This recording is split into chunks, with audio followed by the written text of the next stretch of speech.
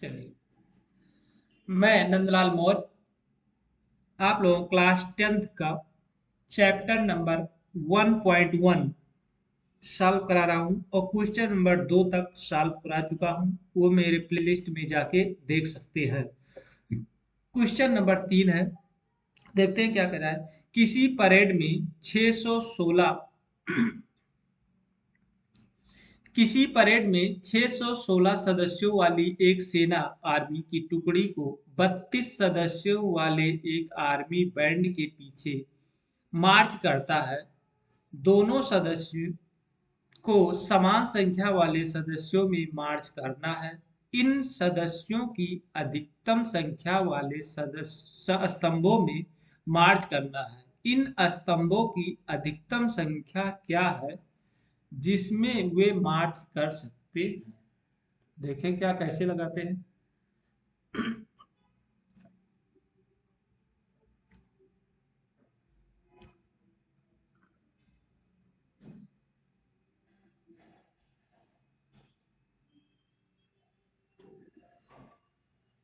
कह रहा है दोनों सदस्यों के समूह के सदस्यों के समान संख्या वाले दो सदस्यों की अधिकतम संख्या 616 और 32 के एचसीएफ के समान है। इसको क्या करना है, हम एचसीएफ हाईएस्ट कॉमन फैक्टर इसको ले लेंगे 616 और 32 का। तो इसको लेने लेंगे। अब यहाँ 616 और 32 का एचसीएफ ज्ञात करने के लिए क्या करेंगे, इसका भाग ले लेंगे। भाग विधि द्वारा हम सॉल्व करेंगे। अब इसको देखिए 32 से भाग दिया है तो एक बार गया नीचे 32, 32 हो गया 32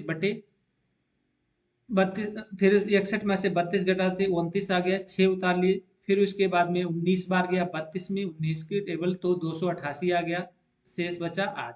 अब 8 का भी भाग देंगे कितना, अब ये आपका 32 है तो ये हो जाएगा 8 चौक 32, कितना हो जा रहा है, अब 32 हो गया। ये आपका कट गया। पूरा पूरा किससे विभाजित हुआ, 8 से विभाजित हुआ। तो क्या करेंगे, स्तंभों की अधिकतम संख्या कितनी हो जाएगी, 8 हो जाएगी। इसका मतलब जो संख्या जो चलेंगी इन दोनों का लाइन में चलना है, 616 और 32 को चलना है तो दोनों को एक साथ अगर चलाना है, जैसे पहली लाइन, दूसरी लाइन, तीसरी लाइन, चौथी, पांचवी, छठी, सातवीं, 8, कुल 8 लाइन चलनी है। हर संख्या में 8 8 सदस्य होने चाहिए। तो इस तरह से कुल 8 सदस्य 8 लाइनों में वो 616 और 32 दोनों मिला के चलेंगे। अब इसको क्या करेंगे, 616 और 32 का एचसीएफ ले लेंगे, या इस तरह से निकालेंगे, या हम किसके यूक्लिड प्रमेय के द्वारा सॉल्व करेंगे। तो 616 का फैक्टर करेंगे, 32 गुणे 9 हो जाएगा, कितना हो जाएगा 32 गुणे 9 और प्लस 8 बच जाएगा। अब 8 बचेगा, 8 क्या है, शेषफल है। ये क्या है, शेषफल है, आपका शेषफल है। 8 शेषफल है, इसका मतलब हमको 8 जो है इसके लास्ट में रिमाइंडर को हमको क्या लाना है, शेषफल को क्या लाना है, जीरो। तो यहाँ देख रहे हैं कि जीरो नहीं आ रहा है। फिर उसके बाद में हम क्योंकि 19 बार पढ़ चुके हैं, अब कितना, फिर 32। अब हम 32 लेंगे, दूसरा लेंगे 32 को, 32 का भी फैक्टर करेंगे, 8 चौक 32। अब ये पूरी पूरी तरह कट गया। अब आपका शेषफल जो आया वो जीरो हो गया। इसका मतलब आर बराबर रिमाइंडर बराबर जीरो हो गया। इसका मतलब पूरा पूरा किससे विभाजित हो गया, 8 से पूरा पूरा विभाजित हो गया। लास्ट में आपका कितना है, 8 से पूरा विभाजित हुआ।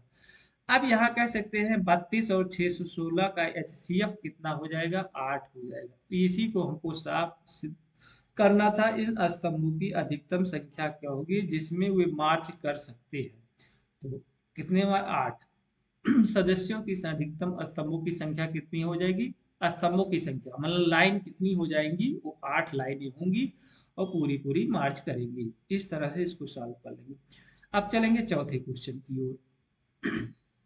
तो स्तंभों की अधिकतम संख्या कितनी हो जाएगी, 8 हो जाएगी। ये आपका आंसर हो गया। अगले क्वेश्चन पे चलते हैं। अगला क्वेश्चन, यूक्लिड विभाजन प्रमेय का प्रयोग करके दर्शाइए कि किसी धनात्मक पूर्णांक का वर्ग किसी पूर्णांक यम के लिए 3m या 3m प्लस 1 के रूप में होता है। तो इसको देखेंगे कैसे सॉल्व करते हैं। पहले हम क्या करेंगे, यहाँ पर क्या कहे संकेत, इसको समझना बहुत जरूरी है। संकेत क्या कह रहा है, यहाँ मान लीजिए कि यक्स कोई धनात्मक पूर्णांक है, मान लेते हैं कोई यक्स कोई धनात्मक पूर्णांक है, और यह 3q 3q+1 3q+2 के रूप में लिखा जा सकता है। यक्स को ही हम क्या करेंगे 3q, या यक्स बराबर हम 3q+1, या यक्स बराबर हम 3q+2 के रूप में लिख सकते हैं। तो यक्स बराबर मान लेते हैं, इसको इस मान लिया जाएगा।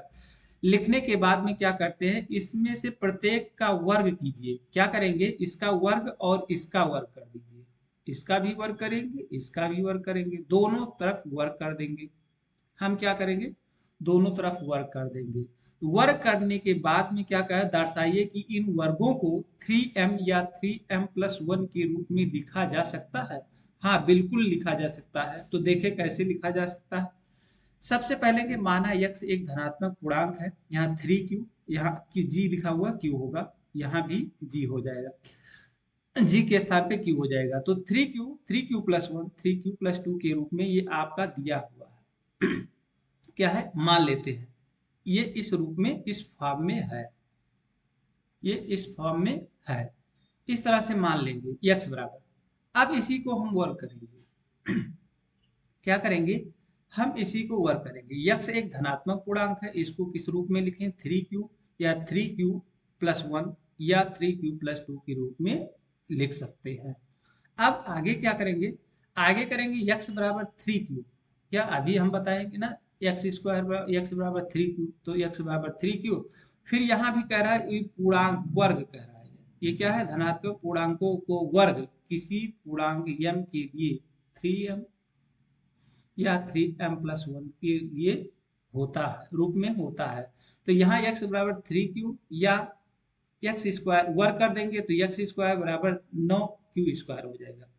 अब 9q² हो जाएगा, तो इसको हम किस फॉर्म में हमको चेंज करना है, हमको उस फॉर्म में से 3m के रूप में चेंज करना है।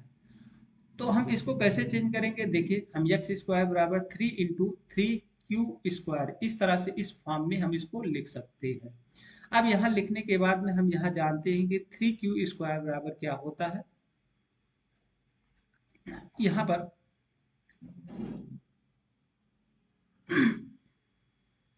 हम इतने को क्या कर सकते हैं, ये जो फॉर्म आपका दिया गया है, ये फॉर्म हम 3m, इसको m² को मान लेते हैं। क्या हम m बराबर 3q² मान सकते हैं, एक पूर्णांक है, क्या है, एक पूर्णांक। m बराबर हम क्या लिख सकते हैं, क्योंकि यहाँ ऑलरेडी आपका 3 है, यहाँ पर ऑलरेडी आपका 3 है।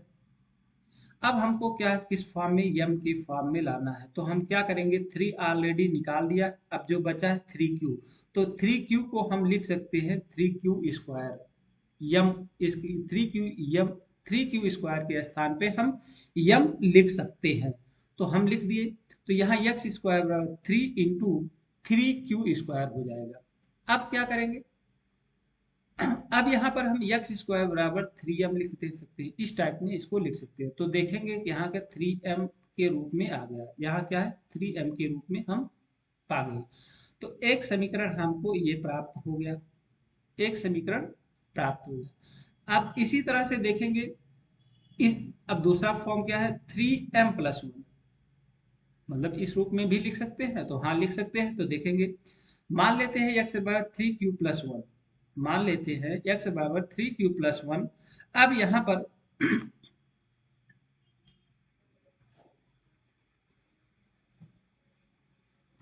अब यहाँ पर क्या करेंगे, x बराबर 3q+1, अब इसका भी वर्ग करेंगे, दोनों तरफ वर्ग करेंगे। तो हम वर्ग करेंगे, क्या क्या होता है, हम क्या करेंगे, a प्लस बी का होल स्क्वायर के फॉर्म में तोड़ देंगे। तो फार्मूला होता है a² + b² + 2ab होता है। हम इस फॉर्म में इसको तोड़ेंगे, इसको तोड़ने के बाद में x² बराबर 3q+1 का होल स्क्वायर तोड़ेंगे, 9q² + 6q+1 हो जाएगा। अब आगे, तो हम यहाँ देखें 3 कॉमन ले लेंगे, यहाँ से हम क्या कर कॉमन सकते हैं, 3 कॉमन ले लेंगे। तो 3 कॉमन ले लिए, क्योंकि यहाँ पर देखेंगे 3 कॉमन है, यहाँ पर 3 होना चाहिए। तो यहाँ पर 3 × 3q + 2q+1 हो जाएगा।